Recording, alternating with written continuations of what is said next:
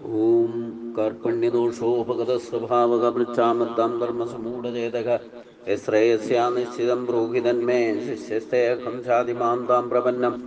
ഓം നമോ ഭഗവതേ വാസുദേവായ. നമോ ഭഗവതേ വാസുദേവായ. ഓം ശ്രീകൃഷ്ണായ പരബ്രഹ്മണേ നമഃ.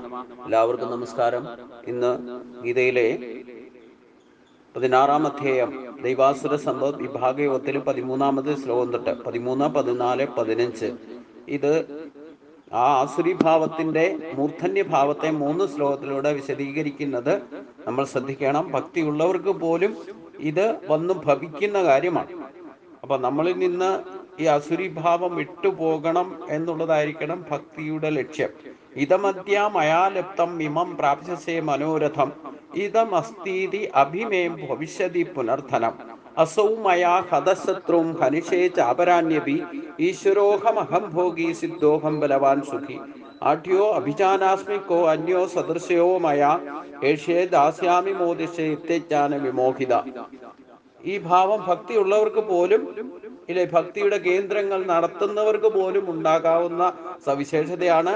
ജീവിതഘട്ടത്തിൽ എന്തെങ്കിലും നമ്മൾ ഈ ഒരു ഭാവത്തെ അനുകരിച്ചിട്ടുണ്ടാവും എന്നതിൽ യാതൊരു സംശയവുമില്ല. അതുകൊണ്ട് കൃത്യമായിട്ട് ഈ സ്വഭാവത്തെ നിർമാർജനം ചെയ്യണം. അപ്പോഴേ കറകളഞ്ഞ ഭക്തനാകുള്ളൂ. അപ്പൊ ഈ 3 തരത്തിലുള്ള സ്വഭാവത്തെ 3 ശ്ലോകത്തിലൂടെ ഭഗവാൻ പറയുന്നു. ഇന്ന് ഞാൻ ഇത് നേടി, ഈ ആഗ്രഹവും ഞാൻ സാധിക്കും, എനിക്ക് ഇത്രയും ഉണ്ട്, ഈ ധനം കൂടി ഇനിയും എനിക്ക് കിട്ടും, ആ ശത്രുവിനെ ഞാൻ കൊന്നു, മറ്റുള്ളവരെയും ഞാൻ കൊല്ലും, ഞാൻ പ്രഭുവാണ്, ഇതെല്ലാം ഞാൻ അനുഭവിക്കുന്നു, ഞാൻ നേട്ടമുണ്ടാക്കിയവനാണ്, ശക്തനും സുഖിയുമാണ്, ഞാൻ ആഢ്യനാണ്, ഞാൻ കുലീനനാണ്, ഞാൻ കേമനാണ്, എനിക്ക് തുല്യനായിട്ട് മറ്റാരുമില്ല, ഞാൻ യാഗം ചെയ്യും, ഞാൻ ദാനം ചെയ്യും, ഞാൻ സുഖിക്കും എന്നിങ്ങനെയുള്ള അജ്ഞാനത്താൽ വിവേകം നഷ്ടപ്പെട്ടവർ അസുരീ ജനങ്ങൾ കരുതുന്നു. ഇത് നമ്മുടെ മനോഭാവത്തിൽ ഉണ്ടാകുന്ന ഈ ഓരോരോ ജീവിതത്തിന്റെ ഓരോ ഘട്ടങ്ങളും കടക്കുമ്പോൾ എന്തെങ്കിലും നേട്ടങ്ങൾ ഉണ്ടാകുമ്പോഴോ നമ്മുടെ ആഗ്രഹങ്ങൾക്ക് വേണ്ടിയിട്ടോ ആഗ്രഹങ്ങൾ ഉണ്ടായാൽ നടപ്പാക്കാണോ ഇനി ഭക്തിഭാവത്തിൽ സഞ്ചരിക്കുമ്പോഴും ഞാൻ അത് ചെയ്യും ഇത് ചെയ്യും, എൻ്റെ പേരവിടെ എഴുതി വെക്കണം, ഇങ്ങനെയൊക്കെയുള്ള ഭാവങ്ങള് ഈ ഭക്തിഭാവത്തിൽ തന്നെ ഉണ്ടാകാവുന്ന ആസുരി ഭാവങ്ങളാണ്. അപ്പം ഭക്തിയില്ലാത്തവരെ കൂടി നമ്മൾ ചർച്ച ചെയ്യുന്നില്ല. ഭഗവാൻ തന്നെ അവരെ പറ്റി ചിന്തിക്കുന്നില്ല. ഭഗവാനെ ഭജിക്കാത്തവരാ. ഇനി ഭക്തി ഉള്ളവർ പോലും, നമ്മള് ദൈവിക സമ്പത്തോടു കൂടി ജനിച്ചവരാണ് എങ്കിൽ പോലും, ഞാൻ പറഞ്ഞല്ലോ, നമ്മുടെ സ്വഭാവം പൂജാമുറിയിൽ നിന്ന് ഈശ്വരനെ ജപതപാദികളുടെ പൂജിക്കുന്ന ഭാവമോ ഇല്ലെങ്കിൽ ഒരു ക്ഷേത്ര ദർശനം നടത്തുമ്പോഴോ ഒരു സത്സംഗത്തിൽ പങ്കെടുക്കുമ്പോഴോ ഉള്ള ഭാവമല്ല പുറത്തേക്ക് ഇറങ്ങിയാൽ. അപ്പോൾ ഉണ്ടാകാവുന്ന ഭാവങ്ങളാണ് ഇവിടെ പറയുന്നത്. ഭഗവാൻ മനുഷ്യന്റെ മനസ്സ് ശരിക്കും പഠിച്ചിട്ട് തന്നെ പറയണം. അപ്പൊ അതുകൊണ്ട് നമ്മൾ ഒരു ഘട്ടത്തിൽ യാതൊരു സംശയവുമില്ല, മനുഷ്യജന്മം കിട്ടിയവര് സ്ത്രീയോ പുരുഷനോ ബ്രാഹ്മണനോ ക്ഷത്രിയനോ വൈശ്യനോ ശൂദ്രനോ മനുഷ്യജാതിയിൽ പിറന്നവർക്കെല്ലാം ഒരു ഘട്ടത്തിൽ അല്ലെങ്കിൽ മറ്റൊരു ഘട്ടത്തിൽ, ഒരു ജന്മത്തിൽ അല്ലെങ്കിൽ മറ്റൊരു ജന്മത്തിൽ ഈ ഒരു സ്വഭാവം പ്രകടമാക്കാതിരിക്കുന്ന പ്രശ്നമില്ല. ഇല്ലാത്ത കാര്യമല്ല ഭഗവാൻ പറയണത്. എനിക്കിതൊന്നും ഇല്ല, എനിക്ക് ഉണ്ടായിട്ടേ ഇല്ല എന്ന് ആർക്കും പറയാൻ അവകാശപ്പെടാൻ സാധിക്കില്ല. ഞാൻ അടക്കം സാധിക്കില്ല. കാരണം എന്തെങ്കിലുമൊക്കെ നമ്മൾ എന്തെങ്കിലുമൊക്കെ നേടിക്കഴിഞ്ഞാൽ ഇതെന്റെ കേമത്വം കൊണ്ടാ ഞാൻ നേടി, ഇതൊക്കെ ഇനിയും എൻ്റെ ആഗ്രഹങ്ങൾ ഇത്തരത്തിൽ ഞാൻ സാധിക്കും, എനിക്ക് ഇത്രയും ഉണ്ട്, ഇനിയും ഞാൻ പലതും നേടും, ധനമായിക്കോട്ടെ മറ്റുള്ളതായിക്കോട്ടെ ഭൗതിക സുഖങ്ങൾ ഞാൻ ഇന്നതൊക്കെ നേടി, ഇനിയും ഞാൻ നേടും, എനിക്ക് ഇനിയും കിട്ടാനുണ്ട്, കിട്ടും. ഞാൻ മറ്റ് ശത്രുക്കളെ കൊല്ലുക എന്ന് പറഞ്ഞാൽ വെറും ഹിംസയല്ല, വേദനിപ്പിക്കുക. വക്രബുദ്ധി കൊണ്ട് അവരെ വേദനിപ്പിക്കുന്നതൊക്കെ കൊല്ലുന്നതിന് തുല്യമാണ്. അപ്പൊ വാക്കുകൊണ്ട് പോലും വേദനിപ്പിക്കുന്നത്, ഞാൻ എൻ്റെ കാര്യത്തിന് വേണ്ടിയിട്ട് എൻ്റെ ശത്രുവിനെ ഞാൻ വേദനിപ്പിക്കുക, അവൻ ഇനിയും വരും, അതുപോലെയൊക്കെ അനുഭവം ഇനി അവനുണ്ടാകും എന്നൊക്കെ വിചാരിക്കുക എന്ന് പറയുന്നത് ഈ ശത്രുഭാവത്തിൽ ആസുരീഭാവത്തിന്റെ ലക്ഷണങ്ങളാണ്. പിന്നെ മറ്റുള്ളവരെയും ഞാൻ ഇനിയും ഉപദ്രവിക്കും, എനിക്ക് ഇന്നത് നേടാൻ വേണ്ടിയിട്ട് പലതും മറ്റ് ജീവജാലങ്ങളെയും, മനുഷ്യരെ മാത്രമല്ല മറ്റ് ജീവജാലങ്ങളെയും നമ്മൾ ഉപദ്രവിക്കാനുണ്ട്, കൊല്ലുന്നുണ്ട്, ഇനിയും ഞാൻ കൊല്ലുന്നു പറയുന്നുണ്ട്. അത് നമ്മളെ ഉപദ്രവിക്കാൻ വരുമ്പോഴായിക്കോട്ടെ, എന്നാലും വേണ്ടില്ല. പിന്നെയോ, ഞാൻ പ്രഭുവാണ്, ഞാൻ എല്ലാത്തിലും കേമനാണെന്ന് വന്നു കഴിഞ്ഞാൽ ഞാൻ കേമനാണ്, എന്നെപ്പോലെ തുല്യനായിട്ട് മറ്റാരുമില്ല, ഇതെല്ലാം ഞാൻ അനുഭവിക്കുന്നു. എൻ്റെ കേമത്വം കൊണ്ടാണ് ഞാൻ ഇതൊക്കെ അനുഭവിക്കുന്നത്. ഞാൻ നേട്ടം ഉണ്ടാക്കിയവനാണ്, ഇനിയും ഞാൻ നേട്ടങ്ങൾ ഉണ്ടാക്കും, ഞാൻ ശക്തനാണ്, ഞാൻ സുഖീയനാണ്, ഞാൻ ആഠ്യനാണ്, ഞാൻ കുലീനനാണ്. അപ്പൊ നമുക്ക് തന്നെ കുലത്തിന്റെ മഹിമ ഇല്ലെങ്കിൽ നമ്മുടെ കുടുംബത്തിന്റെ മഹിമയൊക്കെ പറയുന്നവരുണ്ട്. എൻ്റെ കുടുംബം അങ്ങനെയായിരുന്നു, ഇങ്ങനെയായിരുന്നു, അതിൻ്റെ കേമത്വമൊക്കെ പറയുന്നവരുണ്ട്. അപ്പം ആഠ്യ കുടുംബത്തിൽ ജനിച്ചവരാണ്, ഞാൻ കുലീനനായ തറവാടിയാണ്. ഇങ്ങനെയുള്ള ഭാവങ്ങളൊക്കെ നമുക്ക് ഏതെങ്കിലും ഘട്ടത്തിൽ നമ്മൾ പ്രകടമാക്കാറുണ്ട് എന്നതിൽ യാതൊരു സംശയമില്ല. അറ്റ്ലീസ്റ്റ് മറ്റുള്ളവരുടെ മുമ്പിൽ കാണിച്ചില്ലെങ്കിൽ കാണിക്കാൻ വേണ്ടിയിട്ട് ഇതൊക്കെ ചെയ്യുന്നത്, ഇല്ലെങ്കിൽ തന്നെ മനസ്സിലെങ്കിലും കരുതും എനിക്ക് തുല്യനായിട്ട് മറ്റാരുമില്ല. ആരുണ്ട് എന്നുള്ള ചോദ്യത്തിൽ ഞാൻ യാഗം ചെയ്യും, ഇനി ഭക്തിഭാവത്തിൽ തന്നെ ഞാൻ യാഗം ചെയ്യും, ഞാൻ ദാനം ചെയ്യും, ഞാൻ സുഖിക്കും എന്നിങ്ങനെയുള്ള അജ്ഞാനത്താൽ വിവേകം നഷ്ടപ്പെടുന്ന അസുരി ഭാവങ്ങൾ കരുതുന്നു. ഇത് ഭക്തിഭാവത്തിൽ പോലും നമ്മൾ യജ്ഞാതി കർമ്മങ്ങൾ, വേദവൈദിക കർമ്മങ്ങൾ ചെയ്യുമ്പോൾ പോലും ഈ ഒരു ഭാവം കടന്നു വരും. കാരണം ഞാൻ യജ്ഞം ചെയ്യും, ഞാൻ യാഗം ചെയ്യും, ഞാൻ പൂജ ചെയ്യും, ഞാൻ അത് ചെയ്യും, ക്ഷേത്രത്തിൽ എന്തെങ്കിലും പോയി ചെയ്താൽ തന്നെ അതൊക്കെ ഞാൻ ചെയ്യും, എൻ്റെ പേരവിടെ എഴുതി വെക്കണം, എന്തെങ്കിലും ചെയ്താൽ തന്നെ അവരവരുടെ അന്നദാനം ചെയ്താൽ തന്നെ ആരാണ് അന്നദാനം ചെയ്ത് നടത്തിയതെന്നൊക്കെ എഴുതി വെക്കണം, കാണാറുണ്ടോ ക്ഷേത്രത്തിൽ? ഒരു സപ്താഹം നടത്തിയാൽ ഒരു ദിവസത്തെ പൂജ എൻ്റെ വകയാ. ഇങ്ങനെയൊക്കെയുള്ള ഭക്തിഭാവത്തിൽ പോലും ഈ പറയുന്ന അസുരി ഭാവം കടന്നു കയറും എന്ന് മനസ്സിലാക്കണം. അപ്പൊ ഭക്തിയുള്ളവരാണെങ്കിൽ പോലും ഇതൊന്നും ഇല്ലാതെ ഇരിക്കുന്ന കറകളഞ്ഞ ഭക്തൻ എന്ന് പറഞ്ഞാൽ എൻ്റെ കേമത്തം കാണിക്കാനോ എൻ്റെ പേരും പ്രശസ്തിക്കും വേണ്ടിയിട്ടോ ഞാൻ എന്തെങ്കിലും ചെയ്താൽ അതൊക്കെ ആസുരി ചിന്തയുടെ അല്ലെ ആസുരി ഭാവത്തിന്റെ പരിണിത ഫലങ്ങളാണ് എന്ന് നമ്മൾ അറിഞ്ഞിരിക്കണം. ഇതൊന്നും നമ്മളെ ബാധിക്കില്ല, നമ്മൾ ഭക്തിയോടുകൂടി ഇരിക്കുന്നവരാണ് എന്ന് ധരിക്കേണ്ട എന്നർത്ഥം. അത് മാത്രമല്ല, അനേക ചിത്തവിഭ്രാന്ത മോഹജാല സമാവൃത പ്രസക്ത കാമഭോഗേഷു പതന്തി നരകേഷു ജൗ. ഇങ്ങനെയുള്ള പലതരം ഇത്തരത്തിലുള്ള വിഷയ അഭിലാഷങ്ങളാൽ മനസ്സ് പതറിയവരും മോഹവലയത്തിൽ കുരുങ്ങിപ്പോയവരും ഇന്ദ്രിയ സുഖ അനുഭവങ്ങൾക്കുമായിട്ട് ഒട്ടിച്ചേർന്നവരുമായ അവർ ആസുരി ജനങ്ങൾ, അത്തരത്തിലുള്ള ആസുരി ജനങ്ങൾ നികൃഷ്ടമായ നരകത്തിൽ തന്നെ വീണുപോകുന്നു. വിഷയാഭിലാഷങ്ങളുടെ പിൻപേ പോകുന്ന മനസ്സ് സദാ ചഞ്ചലവും പരിഭ്രാന്തവുമായിരിക്കും. ശാന്തിയോ സംതൃപ്തിയോ സ്വസ്ഥതയോ അതിന് ലഭിക്കുകയില്ല. അതിൻ്റെ ഭാവിയും പരിതാപകരമായിരിക്കുമെന്ന് ഇവിടെ വ്യക്തമാക്കിയിരിക്കുന്നു. അതായത് വിഷയാഭിലാഷങ്ങളിൽ രമിച്ച് നടക്കുന്നവരാണ് പരിഭ്രാന്തരായിട്ട് നടക്കുന്നവർ. ഇന്ന് നമ്മൾ ചുറ്റും നോക്കിയാൽ തന്നെ ഒരു 90% ആൾക്കാരും ഈ പരിഭ്രാന്തിയിലാണ്. കാരണം എന്താ? പലതരത്തിലുള്ള ഭൗതിക വിഷയാഭിലാഷങ്ങളുടെ പിൻപേ പോകുന്ന മനസ്സ് സദാ പരിഭ്രാന്തായിരിക്കും. അവർക്ക് ഒരിക്കലും ശാന്തിയും സമാധാനവും അനുഭവിക്കാൻ തന്നെ സാധിക്കില്ല. അതനുസരിച്ചുകൊണ്ട് തന്നെ ആയിരിക്കും അവരുടെ ഭാവിയും സംഭവിക്കുക. അപ്പൊ അതിൻ്റെ ഭാവിയും പരിതാപകരമായിരിക്കും. നമ്മൾ ഉള്ളത് കൊണ്ട് തൃപ്തിയോടുകൂടി ജീവിക്കാൻ പഠിച്ചാൽ തന്നെ നമുക്ക് 50% ശാന്തി അനുഭവിക്കാൻ സാധിക്കും. നമ്മൾ മുകളിലേക്ക് നോക്കാതെ നമ്മുടെ താഴെയുള്ളവരെ പറ്റി ചിന്തിക്കുക, അവരെ പറ്റി കണ്ട് മനസ്സിലാക്കുക. അതൊക്കെ നോക്കിക്കഴിഞ്ഞാൽ നമ്മൾ എത്ര സംതൃപ്തരാണെന്നല്ലേ, നമ്മൾ എത്ര സുഖമായിട്ടാണ് ജീവിക്കുന്നതെന്ന് നമുക്ക് തിരിച്ചറിയാൻ സാധിക്കും. ആ തിരിച്ചറിവുണ്ടായാൽ തന്നെ നമുക്ക് ഈ ഓട്ടവും ചാട്ടവും ഒക്കെ നിർത്തും. ഈ പരിഭ്രാന്തി പിടിച്ച് ടെൻഷനായിട്ട് ഭക്ഷണം കഴിക്കാൻ ഇരുന്നാൽ പോലും സമാധാനത്തോടെ ഭക്ഷണം കഴിക്കാൻ പറ്റില്ല. ഒരു കാര്യത്തിന് സമയമില്ല, ഒന്നിനാകെ ടെൻഷൻ പിടിച്ച് ജീവിച്ചിട്ട് എന്താ കാര്യം? ഇനി ഇതേപ്പറ്റിയൊക്കെ ഒന്ന് റീകളക്ട് ചെയ്ത് ചിന്തിക്കുമ്പോഴത്തേനൊക്കെ 50% ലൈഫ് വേസ്റ്റ് ആയിട്ടുണ്ടാവും. ഇത് മാത്രമല്ല, ഇങ്ങനെ പരിതാപകരമായിട്ട് ജീവിക്കുന്നവർക്ക് ഭാവിയിലും ഇത് തന്നെയായിരിക്കും, ഇതിൽ കൂടുതലായിരിക്കും പ്രശ്നം ഉണ്ടാകുന്നത്. കാരണം ഒരിക്കൽ ശാന്തി എന്തെന്ന് മനസ്സിലാക്കിയവർക്ക് അതനുസരിച്ചുകൊണ്ട് ജീവിക്കാൻ സാധിക്കും, അനായാസനം ജീവിക്കാൻ സാധിക്കും. പക്ഷേ അത് മനസ്സിലാക്കാതിരുന്നാൽ ഭാവിയും അവർക്ക് ഇത് തന്നെയായിരിക്കും. ടെൻഷൻ കൊണ്ട് ജീവിക്കുന്നവർക്ക് ടെൻഷൻ തന്നെയായിരിക്കും എന്തും. ഞാൻ പറയാറുണ്ടല്ലോ, വീട്ടിൽ വേറൊരു ദുഃഖം ഇല്ലെങ്കിലും വേണ്ടില്ല, ഈ വിട്ടിപ്പെട്ടിയുടെ മുമ്പിൽ ഇരുന്നുകൊണ്ട് ചാനൽ കറക്കിക്കൊണ്ടിരുന്ന് അതിലുള്ള സീരിയൽ കണ്ടിട്ട് ഇരുന്ന് കരയുന്നവരെ, പരിഭ്രാന്തരായിട്ട് ഇരിക്കുന്നവരെ, അത് കണ്ടില്ലെങ്കിൽ പരിഭ്രാന്തി വരിക, ഒരു ദിവസം സമയം തെറ്റിയ കറണ്ട് ഇല്ലാതെ വരിക, ഇങ്ങനെയുള്ള പ്രശ്നമൊക്കെ വന്നു കഴിഞ്ഞാൽ അവരുടെ ടെൻഷൻ കാണണം. ഒരു ദിവസം ഒരു എപ്പിസോഡ് കണ്ടില്ലെങ്കിൽ ഉള്ള ടെൻഷൻ കാണും. അപ്പൊ എങ്ങനെ വീട്ടിൽ മറ്റു പ്രശ്നങ്ങളൊന്നും ഇല്ലെങ്കിൽ തന്നെ ജീവിതം അനായാസാനാണ് നടക്കുന്നതെങ്കിൽ ഇങ്ങനെയുള്ള ഭൗതിക എന്റർടൈൻമെന്റിന്റെ പേരിലും നമ്മൾ പരിഭ്രാന്തരായിട്ട് നടക്കുന്നവരെ അനേകം പേരെ നമുക്ക് കാണാൻ സാധിക്കും. അപ്പൊ അവരുടെയൊക്കെ സ്ഥിതി എന്ന് പറഞ്ഞാൽ പരിഭ്രാന്തകരമായിരിക്കും. ഒരു ദിവസം എഴുന്നേറ്റിരുന്നത് കാണാൻ പറ്റാത്ത അവസ്ഥ വന്നു കഴിഞ്ഞാൽ ഭക്തർക്ക് തന്നെ നാമം ജപിച്ചുകൊണ്ടിരിക്കുന്നവർക്ക് നാമം ജപിക്കാൻ ഒരു ദിവസം സാധിച്ചില്ലേ അതിൻ്റെതായ വിഷമമൊക്കെ അവർക്ക് ഒരു ഘട്ടത്തിൽ നമുക്ക് എന്നും ഇത് ചെയ്തുകൊണ്ടിരിക്കാൻ പറ്റില്ല. ശരീരം കൊണ്ട് പറ്റുമ്പോഴല്ലേ ചെയ്യുള്ളൂ. ഒരു ദിവസം ലിമിറ്റിൽ കൂടുതൽ ശരീരം എണീക്കാനും പറ്റില്ല, ജപിക്കാനും പറ്റില്ലാത്തൊരവസ്ഥ വന്നു കഴിഞ്ഞാൽ എന്ത് ചെയ്യും? അപ്പൊ അതിന് ടെൻഷനാകും. എന്റർടൈൻമെന്റ് എന്തെങ്കിലും പോവുകയാണെങ്കിൽ അത് നടക്കാതെ വന്നാൽ അതിന് ടെൻഷനാക്കുക. ഭക്ഷണത്തിന്റെ പേരിൽ ടെൻഷനാക്കുക. ഇന്ന് ഭക്ഷണം ഉണ്ടാക്കിയത് ബ്രേക്ക്ഫാസ്റ്റ് കഴിക്കുന്ന സമയത്ത് നാളെ എന്താണ് ബ്രേക്ക്ഫാസ്റ്റ് എന്ന് ആലോചിച്ചിട്ട് ടെൻഷനാകുക. ഇങ്ങനെ എന്തെല്ലാം വിഷയങ്ങളാണ് നമ്മൾ ഈ പരിഭ്രാന്തി വെച്ച് പുലർത്തുന്നത്.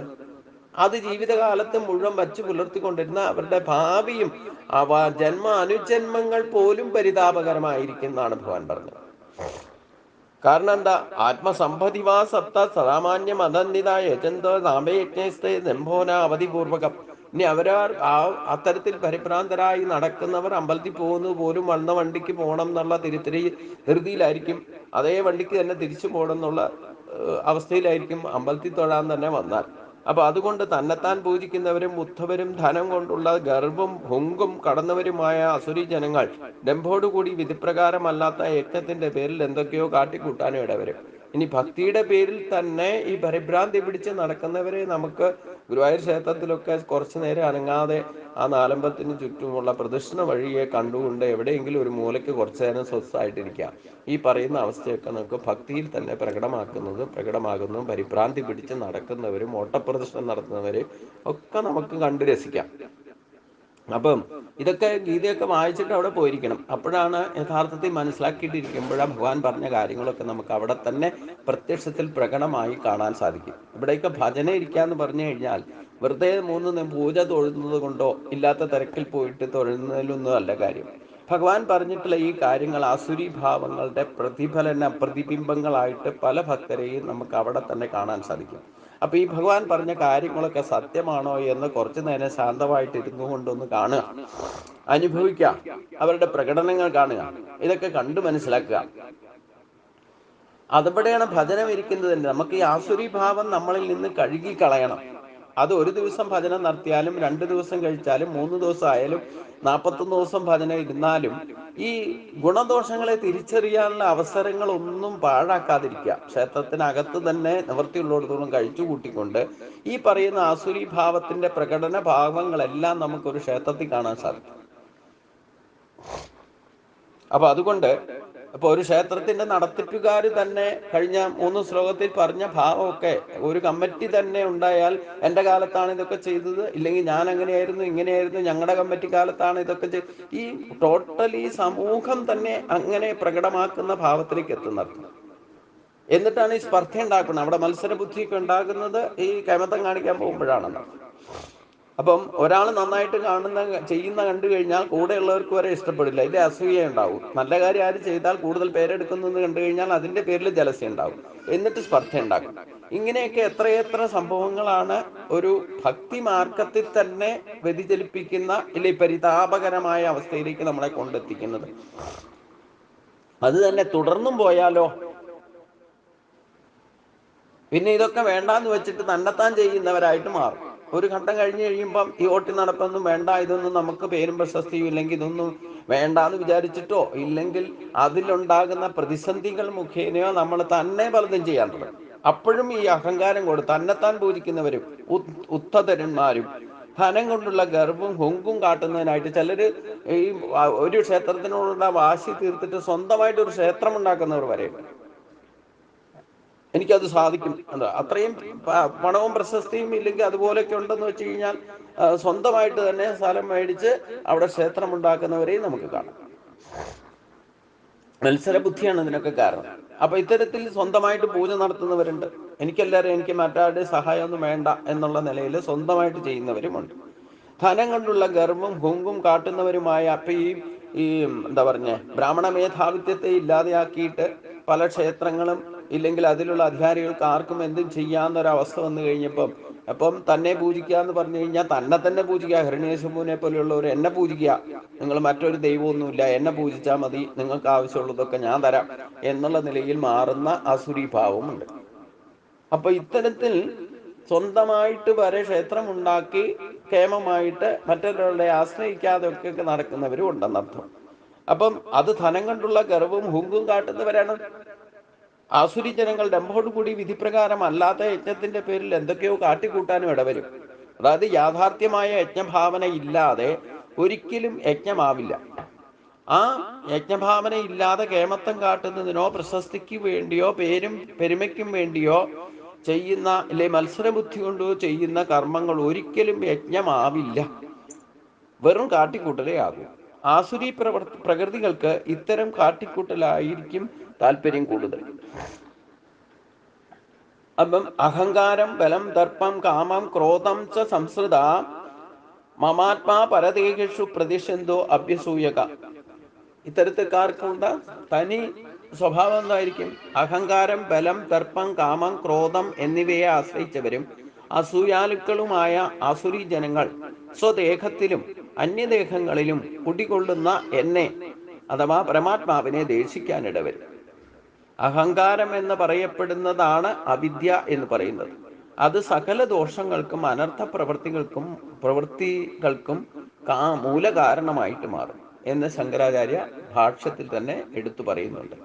അപ്പം നമ്മളിൽ തന്നെ ഉള്ളതായ അഹങ്കാരം, നമ്മളുടെ ശക്തി, ബലം, ദർപ്പം, കാമം, ആഗ്രഹങ്ങള്, ക്രോധം, ആഗ്രഹങ്ങൾ സാധിക്കാതെ ഉണ്ടാകുമ്പോൾ വികാരമാണ് ക്രോധം, എന്നിവയെ ആശ്രയിച്ചവരും അസൂയാലുക്കളുമായ അസുരി ജനങ്ങൾ സ്വദേഹത്തിലും അന്യദേഹങ്ങളിലും കുടികൊള്ളുന്ന ഈശ്വര തത്വത്തെ അഥവാ പരമാത്മാവിനെ കുറ്റം പറയാൻ വരെ ഇടവരും. ഭക്തിമാർഗത്തിൽ തന്നെ സഞ്ചരിക്കുന്നവർക്ക് ഇത്തരത്തിൽ നമ്മുടെ കേമത്വം കൊണ്ടാണ്, അല്ലെങ്കിൽ ഭക്തിമാർഗത്തിൽ സഞ്ചരിച്ചിട്ട് ഞാൻ ഇത്ര ഭക്തനായിരുന്നിട്ടും എനിക്ക് എന്തുകൊണ്ട് ഇങ്ങനെയുള്ള അനുഭവങ്ങൾ ഗുരുവായൂരപ്പൻ ഉണ്ടാക്കി തന്നു, അവിടെയാണ് ഈശ്വരനെ നിന്ദിക്കുക എന്ന് പറയുന്നത്. അപ്പൊ നമ്മള് ഭക്തിയുള്ളവർക്ക് വരെ ദുരിതങ്ങൾ വരുമ്പോൾ സാധാരണഗതിയിൽ എല്ലാ മനുഷ്യർക്കും യഥാർത്ഥ അറിവില്ലാതെ വരുമ്പോഴാണ് ഈ പ്രശ്നം ഉണ്ടാവുക. അപ്പൊ ജീവിതകാലം മുഴുവൻ ഈശ്വരനെ പൂജിച്ച് സത്സംഗങ്ങളും ഇല്ലേ ഭാഗവതവും ഒക്കെ വായിച്ച് നടന്നവർക്ക് പോലും ഏതെങ്കിലും ആക്സിഡന്റോ ഏതെങ്കിലും തരത്തിൽ ദുരിതമുണ്ടായാൽ, അഥവാ എഴുന്നേറ്റ് നടക്കാൻ പറ്റാത്ത ഒരവസ്ഥയുണ്ടായാൽ, അങ്ങനെ കിടക്കുന്ന ആൾക്ക് തന്നെ തോന്നും ഞാൻ ഇത്രയൊക്കെ കാര്യങ്ങൾ ചെയ്തിട്ടും എനിക്ക് എന്തുകൊണ്ട് ഈ ഗതി വന്നു. അത് കണ്ടു നിൽക്കുന്ന ബന്ധുക്കൾക്കോ അത് ഇത്രയൊക്കെ ശത്രുക്കൾക്ക് വരെ തോന്നും. കാരണം എന്താ, ഇത്രയൊക്കെ കേമമായിട്ട് ഈശ്വരനെ ഭജിച്ചു കിടന്നിട്ട് നിനക്കെന്ത് ഈ അനുഭവം? അപ്പൊ ശത്രുഭാവത്തിലുള്ളവർക്ക് കുറച്ചുകൂടെ സന്തോഷിക്കാനുള്ള അവസരം കിട്ടും. മത്സരബുദ്ധിയുള്ളവർക്ക് തോന്നും, കണ്ടില്ലേ കേമത്തം കാണിച്ചുകൊണ്ട് നടന്നിട്ട് ഇപ്പൊ കണ്ടില്ലേ അനുഭവം. നമുക്ക് തന്നെ തോന്നും ഞാൻ ഇത്രയൊക്കെ ഭക്തിഭാവത്തിൽ നടന്നിട്ട് എനിക്കെന്തുകൊണ്ട് ഈ ഗതി വന്നു. അപ്പൊ ഭക്തി ഉള്ളവർക്ക് പോലും ഈ നിഗമനം തെറ്റായ രീതിയിൽ വ്യാഖ്യാനിക്കാൻ ഇടവരുന്നത് തന്നെ ഈശ്വര നിന്ദയാണ്. എന്നാൽ നമ്മൾ ഭക്തി കൊണ്ട് നടക്കുന്ന ദൈവിക സമ്പത്തിന് അർഹരായവർക്കാണ് ഈശ്വര ഭക്തി തന്നെ ഉണ്ടാകുക. ഈ ഭക്തിഭാവത്തിലേക്ക് വരുമ്പം നമ്മളെ കറകളഞ്ഞ ഭക്തനാക്കണമെങ്കിൽ പൂർവജന്മ അർജിതമായ ഏതെങ്കിലും തരത്തിലുള്ള ദോഷങ്ങൾ നമ്മളെ ബാധിച്ചിട്ടുണ്ടെങ്കിൽ അത് കഴുകിക്കളയണം എന്നുള്ളതാണ് ഭഗവാന്റെ ലക്ഷ്യം. അല്ലാതെ കഴുകിക്കളയാതിരുന്നാൽ ഒരിക്കലും ഈശ്വര സാക്ഷാത്കാരം സാധ്യമല്ല. അപ്പം അതിനെയാണ് കഴുകിക്കളയലാണ് അന്ധകരണ ശുദ്ധി എന്ന് പറയുന്നത്. അപ്പൊ ഈ ഭക്തിമാർഗത്തിൽ സഞ്ചരിക്കാതിരിക്കുന്നവർ ഏതെങ്കിലും കാരണം കൊണ്ട് ഭക്തിമാർഗത്തിൽ സഞ്ചരിക്കുമ്പോൾ അതിൽ നിന്ന് പലതരത്തിലുള്ള ക്ലേശങ്ങൾ ഉണ്ടാകാം. അത് മാനസികമാകാം, ശാരീരികമാകാം, സാമൂഹികമാകാം. ഏതെങ്കിലും തരത്തിൽ എന്തിനു പുറപ്പെട്ടാലും നമുക്ക് പലതരത്തിലുള്ള ക്ലേശങ്ങളും, ഒരു ഘട്ടത്തിൽ ചിലപ്പം ശരീരത്തിന് വരെ ക്ലേശം വന്ന് രോഗബാധിതനായിട്ട് മരണം വരെ സംഭവിക്കും. അപ്പൊ ഇതുകൊണ്ട് ജീവിച്ചിരിക്കുന്നവർക്ക് തോന്നും ഇത്രയൊക്കെ ഭക്തനായിട്ട് നടന്നിട്ടും എൻ്റെ അച്ഛൻ എന്തുകൊണ്ട് ഇത് വന്നു, ഇല്ലെങ്കിൽ എൻ്റെ ബന്ധുക്കൾക്ക്, അടുത്ത ബന്ധുക്കളാണെങ്കിൽ എന്തുകൊണ്ട് ഈ ഗതി വന്നു എന്നൊക്കെ നമുക്ക് ചിന്തിക്കാൻ ഇടവരും. അങ്ങനെ യഥാർത്ഥ അറിവില്ലാത്തത് കൊണ്ടാണ് അത്തരത്തിൽ ചിന്തിക്കുന്നത്. കാരണം നമ്മൾ പൂർവ്വജന്മാർജിതമായിട്ടുള്ള കർമ്മങ്ങളുടെ ഫലം നല്ലതായാലും ചീത്തയായാലും സ്വയം തന്നെ അനുഭവിച്ചേ മതിയാവും. എത്ര അടുത്ത ബന്ധുക്കളുണ്ടെങ്കിലും ഇഷ്ടപ്പെട്ടവരുണ്ടെങ്കിലും അത് ഷെയർ ചെയ്യാനും സാധ്യമല്ല. അപ്പൊ അത് അനുഭവത്തിന്റെ ഭാഗമായാലേ അത് കഴുകിക്കളയിൽ നടക്കൂ. അപ്പൊ ചില ക്ലേശങ്ങളൊക്കെ അനുഭവിക്കാതെ തരയില്ല എന്നർത്ഥം. ചിലതൊക്കെ ശുദ്ധീകരിച്ച് നമുക്ക് ശുദ്ധി നേടി അതിൽ നിന്നൊക്കെ ഒരു കർഷം കണ്ണിക്കൊള്ളുണ്ട് ചിലപ്പോൾ പുരിയത്തായിട്ടൊക്കെ മാറിപ്പോയിന്നിരിക്കും. വലിയ കഠിനമായ ക്ലേശങ്ങളിൽ നിന്ന് ഭഗവാൻ രക്ഷപ്പെടുത്തിയെന്നിരിക്കും. പക്ഷെ ചിലതൊക്കെ അനുഭവിച്ച് തന്നെ മതിയാകണം. അപ്പോൾ മാത്രമേ അതിനോട് വിരക്തി ഉണ്ടാവൂ. ഈ ജന്മവാസനാ ബലത്താൽ അതിനുള്ള കാരണങ്ങൾ ഒരുപക്ഷെ നമ്മൾ തന്നെയാണ് ഉണ്ടാക്കുന്നത്. കാരണം മനസ്സിൽ പിടിക്കാത്ത ഭക്ഷണം കഴിച്ചാൽ ശരീരത്തിന് കേടുവരും എന്ന് സ്വയം മനസ്സിലാക്കിയ ആള് മനസ്സിൽ പിടിക്കാത്ത ഭക്ഷണം കഴിക്കില്ല. ഇനി മറ്റുള്ളവരെ പ്രീതിപ്പെടുത്താൻ വേണ്ടിയിട്ട്, ഇല്ലെങ്കിൽ അവർക്ക് എന്ത് തോന്നും എന്നൊക്കെ തോന്നിയിട്ട് നമ്മൾ ചിലപ്പോൾ അവരുടെ പ്രീതിക്ക് വേണ്ടിയിട്ട് കഴിച്ചാൽ നമ്മുടെ ശരീരത്തിന് അത് ഡിസ്റ്റർബ് ചെയ്യും. അത് ചെയ്ത് കഴിയുമ്പോൾ, ഇല്ലെങ്കിൽ ആ ഡിസ്റ്റർബൻസ് ഉണ്ടായി കഴിയുമ്പോൾ കഴിക്കണ്ടായിരുന്നു തോന്നിയിട്ട് കാര്യമില്ല എന്നർത്ഥം. അപ്പൊ നമ്മള് ആ ശരീരക്ലേശം ആ സമയത്ത് അനുഭവിക്കാൻ യോഗമുണ്ടെങ്കിൽ നമ്മൾ ഈ പറയുന്ന അറിവ് ഉണ്ടെങ്കിൽ തന്നെ അത് മറച്ചു വെച്ചുകൊണ്ട് മറ്റൊരാളുടെ പ്രീതിക്ക് വേണ്ടിയിട്ട് അത് ചെയ്താൽ, നിർബന്ധപൂർവ്വം ബലാത്കാരയുടെ ഒക്കെ ചിലപ്പോൾ ചെയ്താൽ അതിന്റെ ദോഷവും ആരാ അനുഭവിക്കാം? അവരവർ തന്നെ അനുഭവിക്കണം. ഇത് ഈശ്വരനാ വരുത്തിയെന്ന് നമ്മൾ ചിന്തിച്ചാൽ അത് ഈശ്വരൻ നിന്നേ.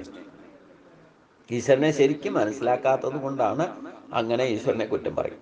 അതാണ് ഇവിടെ പറയുന്നത്. അവിദ്യാദി ദോഷങ്ങളെ കൊണ്ട് പരമാത്മാവിനെ വരെ ദേഷിക്കും, കുറ്റം പറയും, പരാതി പറയും. എനിക്ക് എന്തുകൊണ്ട് ഗുരുവായൂരപ്പൻ ഇങ്ങനെ വരുത്തി? ഇപ്പൊ ഗുരുവായൂരപ്പനെ തന്നെ ഭജിക്കാൻ പോയാൽ ആ അനന്യ ഭക്തിഭാവത്തിലേക്ക് നമ്മൾ ദുഃഖം വന്നിട്ടോ ആയിട്ട് ദുഃഖം മാറ്റി തന്നു കഴിഞ്ഞാൽ പിന്നെ ഇഷ്ടഭോഗങ്ങൾക്ക് വേണ്ടിയിട്ട് ഭജിക്കും. അപ്പോൾ 10 ചോദിച്ചാൽ 10 തരും, 20 ചോദിച്ചാൽ 20 തരും, 25 ചോദിച്ചാൽ 25 തരും, 50 ചോദിച്ചാൽ 50 തരും, 100 ചോദിച്ചാൽ 100 തരും. 100 തന്നു കഴിയുമ്പോൾ ഭഗവാൻ ചിലപ്പോൾ 75 കള്ളനെ വിട്ടങ്ങ് അടുപ്പിച്ച് കളയും. ഇല്ലെങ്കിൽ വേറെ ഏതെങ്കിലും തരത്തെ അനുഭവത്തിലൂടെ അത് ഇല്ലാതെയാക്കും. അപ്പം പറയും ഞാൻ ഉണ്ടാക്കി വെച്ചതൊക്കെ പോയി എന്ന് പറയാം. ഇതും ഈശ്വരൻ തന്നെയാണ്. ഞാൻ ഉണ്ടാക്കി വെച്ചതൊക്കെ പോയി എന്ന് നമുക്ക് തോന്നിയാൽ അത് ഗുരുവായൂരപ്പനെ നിന്ദിക്കല, ദേക്ഷിക്കലാണ്. കാരണം ഗുരുവായൂരപ്പനെ ഭജിച്ചിട്ട് കിട്ടിയ എന്നുള്ളത് മറന്നു എന്ന് പറഞ്ഞു കഴിഞ്ഞാൽ തന്നെ അത് യഥാർത്ഥ ഈശ്വരനെ ഗുരുവായൂരപ്പനെ മനസ്സിലാക്കാത്തത് കൊണ്ടാണ് ഇങ്ങനെ പറയാനിട വരുന്നത്. തോന്നാനിട വന്നാൽ മതി, അത് ഈശ്വരൻ നിന്നയായിട്ട് മാറുന്ന അർത്ഥം. അപ്പൊ ഇങ്ങനെയൊക്കെ സംഭവിക്കുന്ന കാര്യങ്ങളാണ് ഇവിടെ ഭഗവാൻ ഭക്തർക്ക് പോലും സംഭവിക്കുന്ന കാര്യങ്ങളാണ് ഇവിടെ പറയുന്നത്. അപ്പൊ അഹങ്കാരമാണ് ഇതിനൊക്കെ പ്രശ്നം. പിന്നെ നമുക്ക് ഈശ്വര ശക്തിയാൽ തന്നെ കിട്ടിയിരിക്കുന്ന ബലം, ആ ബലമാണ് നമ്മുടെ ആത്മാവ്, ജീവാത്മാവ്. അതിൽ നിന്ന് ഞാനെന്ന കേമത്വം, ദർപ്പം, പിന്നെ അതിൽ നിന്ന് നമുക്കുണ്ടാകുന്ന ഇച്ഛാശക്തി, കാമം, ആഗ്രഹം, വിഷയങ്ങളിലുള്ള ആഗ്രഹങ്ങൾ, അത് സാധിക്കാതെ വന്നാൽ ഉണ്ടാകുന്ന ക്രോധം. ഈ ക്രോധമൊക്കെയാണ് ചിലപ്പം നമ്മളെ ആത്മബോധത്തിൽ നിന്ന് തന്നെ വ്യതിചലിപ്പിച്ച് യഥാർത്ഥ ബോധത്തെ മറച്ചു വെച്ചുകൊണ്ട് ഓർമ്മക്കേടുകൊണ്ട് പലതും പറയുകയും പ്രവർത്തിക്കുകയും ഒക്കെ ചെയ്യുമ്പോൾ പ്രതിയോഗികളെ നമ്മളെ ബന്ധനങ്ങളോ ഉണ്ടാക്കുന്നതായ കാരണത്തിന്, ഇല്ലെങ്കിൽ ശത്രുത ഉണ്ടാക്കി വെക്കാൻ ഇടവരുന്നത്, മറ്റുള്ളവരെ വേദനിപ്പിക്കാൻ ഇടവരും.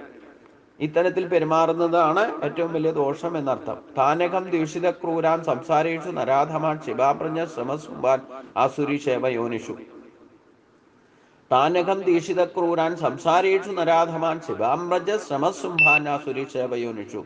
ദോഷിക്കുന്നവരും ക്രൂര സ്വഭാവികളും കർമ്മങ്ങൾ അനുഷ്ഠിക്കുന്നവരുമായ ആ നീച മനുഷ്യരെ എല്ലായ്പ്പോഴും ജനനമരണ പ്രവാഹരൂപമായ സംസാരത്തിൽ ആസുരി യോനികളിൽ തന്നെ തള്ളിയിടാൻ ഇടവരും. ഇത്തരത്തിൽ ആസുരി ഭാവത്തോടുകൂടി ജീവിക്കുന്ന ഭക്തരായാൽ പോലും, ഭക്തി ഇല്ലാത്തവരുടെ കാര്യം ഇവിടെ ചർച്ച ചെയ്യുന്നില്ല എന്ന് ഞാൻ പല പ്രാവശ്യം പറഞ്ഞു. ഭക്തിയുള്ളവർ പോലും ഇത്തരത്തിൽ ആസുരി ഭാവം പ്രകടമാക്കിയാൽ അതിൽ നിന്ന് യാതൊരു സംശയവുമില്ല, വീണ്ടും അതേ സ്വഭാവത്തോടുകൂടി ആസുരി യോനികളിൽ തന്നെ വീണ്ടും വന്ന് ജനിക്കാൻ ഇടവരും. ദീക്ഷിത അന്യജനങ്ങളെയും പരമാത്മാവിനെയും ദീക്ഷിക്കുന്നവർ ഇത്തരത്തിലുള്ള മനുഷ്യധാമന്മാർക്ക് വീണ്ടും വീണ്ടും നികൃഷ്ട അവസ്ഥയിൽ തന്നെ ജനിക്കേണ്ടി വരുമെന്ന് താല്പര്യം. അതുകൊണ്ട് ഈ അസുരി ഭാവങ്ങളെയൊക്കെ തിരിച്ചറിഞ്ഞുകൊണ്ട് മറ്റുള്ളവരെയും കുറ്റം പറയാൻ പാടില്ല, ആരെയും കുറ്റം പറയാൻ പാടില്ല, ഈശ്വരനെ ഒട്ടും കുറ്റം പറയാൻ പാടില്ല. അത് തന്നെ മഹാപാപകർമ്മമാണ്. അത്തരത്തിൽ മിഥ്യാചാരം ചെയ്യുന്ന മനുഷ്യർ വീണ്ടും വീണ്ടും ആസുരി ജന്മത്തിൽ തന്നെ ജനന മരണ പ്രഭാകരൂപമായ ഈ സംസാരത്തിൽ തന്നെ ചുറ്റിത്തിരിയേണ്ടി വരും എന്നിവിടെ ഭഗവാൻ സ്പഷ്ടമാക്കുന്നു. ആസുരി യോനിമാപന്ന മൂഢാ ജന്മനി ജന്മനി മാം പ്രാപ്ലൈവ കൗന്ദേയ തതോ യാന്തി ധമാം ഗതി. അല്ലയോ അർജുന, ആസുരി യോനിയെ പ്രാപിച്ച മൂഢന്മാർ ജന്മം തോറും എന്നെ പ്രാപിക്കാൻ കഴിയാതെ അതിലും അധമമായ ഗതിയെ പ്രാപിക്കാനും ഇടവരും. അപ്പൊ ഭക്തിയുള്ളവർ പോലും ഇത്തരത്തിൽ ശ്രേഷ്ഠമായ മനുഷ്യജന്മം കിട്ടിയിട്ട് യഥാർത്ഥ ആ ഈശ്വരജ്ഞാനം നേടിയിട്ട് ഈശ്വര പ്രാപ്തിക്ക് വേണ്ടി, അഥവാ അന്ധകരണ ശുദ്ധി ഇല്ലാതെ, വിവേകവും ഇല്ലാതെ ആധ്യാത്മിക രംഗത്തെ പ്രവർത്തനങ്ങൾ പോലും വിഫലമാകും എന്ന് ഭഗവാൻ പറഞ്ഞിട്ടുണ്ട്. അത് തന്നെ അത്തരത്തിലുള്ള ജന്മങ്ങളിലേക്ക് നമ്മളെ നയിക്കുന്നു. മാത്രമല്ല, ശ്രേഷ്ഠമായ മനുഷ്യജന്മം കിട്ടിയിട്ട് മൃഗങ്ങളെ പോലെ, ഇല്ലെങ്കിൽ മൃഗങ്ങളുടെ സ്വഭാവം കാണിച്ച് മൃഗങ്ങളെ കൊന്നു തിന്ന് ജീവിച്ചാൽ അവർ ആ പക്ഷിമൃഗാദികളുടെ അതിലും മനുഷ്യജന്മത്തിലും അധമമായ, ആ മനുഷ്യജന്മത്തിൽ തന്നെ ആസുരി ജന്മം കിട്ടിയാലും അത് ശ്രേഷ്ഠമാണ്, അതിലും അധമമായ ജന്മത്തിലേക്ക്, നമ്മൾ പക്ഷിമൃഗാദികളുടെ ജന്മങ്ങളിൽ നിന്നാണ് മനുഷ്യജന്മം കിട്ടിയിരിക്കുന്നത്. അപ്പൊ ആ മനുഷ്യജന്മത്തിലേക്ക് നിന്നും അധപ്പതിച്ച് പക്ഷിമൃഗാദികളുടെ ജന്മത്തിലേക്ക് വരെ പോകാൻ ഇടവരുന്നത്. ഇപ്പൊ ഗജേന്ദ്രന്റെ കഥ, ഭരതമഹർഷിയുടെ കഥ, ഇങ്ങനെ എത്രയെത്ര ജന്മങ്ങൾ ഭാഗവത കഥകളിൽ തന്നെ പറയുന്നുണ്ട്. അപ്പൊ പക്ഷിമൃഗാദികളുടെ ജന്മങ്ങളിലേക്ക് പോലും അധപതിപ്പിക്കാൻ ഇടവരും ഈ മനുഷ്യജന്മത്തെ ദുർവിനിയോഗം ചെയ്താൽ എന്നുകൂടി ആസുരീ സ്വഭാവത്തെ പറ്റി പറയുമ്പോൾ ഭഗവാൻ വ്യക്തമാക്കി തരുന്നുണ്ട്. ഇത് സർവത്ര ഗോവിന്ദനാമ സങ്കീർത്തനം. ഗോവിന്ദ ഹരി ഗോവിന്ദ. ബാക്കി 4 ശ്ലോകത്തിലൂടെ ഈ അധ്യായം നമുക്ക് അടുത്ത ദിവസം സമർപ്പിക്കാം. സർവത്ര ഗോവിന്ദനാമ സങ്കീർത്തനം. ഓം സ്വസ്തി പ്രജാഭ്യാം പരിപാലയന്താം നായന മാർഗേണ മഹിം മുകേശ ഗോബ്രാഹ്മണേഭ്യഃ ശുഭം സത്യം. ലോകാ സമസ്താ സുഖിനോ ഭവന്തു. ലോകാ സമസ്താ സുഖിനോ ഭവന്തു.